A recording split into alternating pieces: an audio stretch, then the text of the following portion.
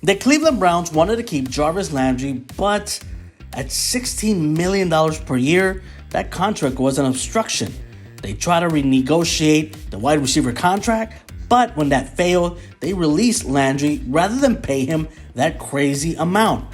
Landry then switched agents from Clutch Sports to Marius Bilbo to Roosevelt Barnes and Jovet Barnes in his search for a deal that would pay him around $20 million annually. The Browns have always been good at evaluating players correctly. Just ask offensive tackle Mitchell Schwartz or wide receiver Terrell Pryor about overvaluating one's market.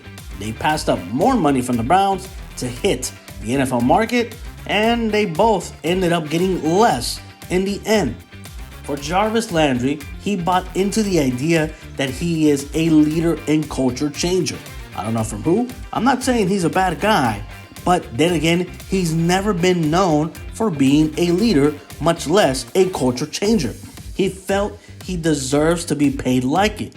Then again, who can blame him when everyone around you, even your own agent, believes you are worth more than what you play on the field merits? Why not believe them? Wrong. Reality hit Jarvis hard. He is not worth $20 million per year. Honestly, to even ask for $20 million a year is funny. It is absurd and it is crazy. Even before coming to Cleveland, it was known that if you need 8 yards for a first down, Jarvis most likely will get you 7. This continued in Cleveland. If you need a receiver who could beat press coverage, Jarvis simply was not your guy. This also continued in Cleveland. He even added to his issues with the Browns. Every time the guy catches the ball, it is a 50-50 chance he gets an unsportsmanlike penalty for taunting. He was even featured in a video sent to the NFL on how to identify the penalty.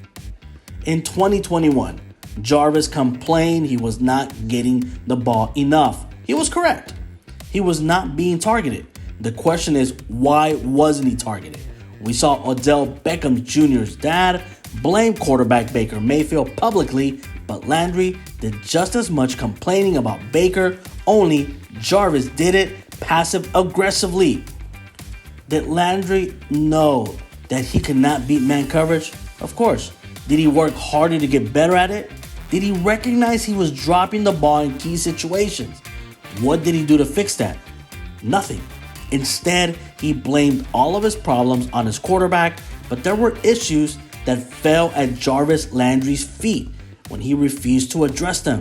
Instead of addressing them, he blamed others, and now he thinks he is worth $20 million, which is simply laughable for a guy like Jarvis Landry.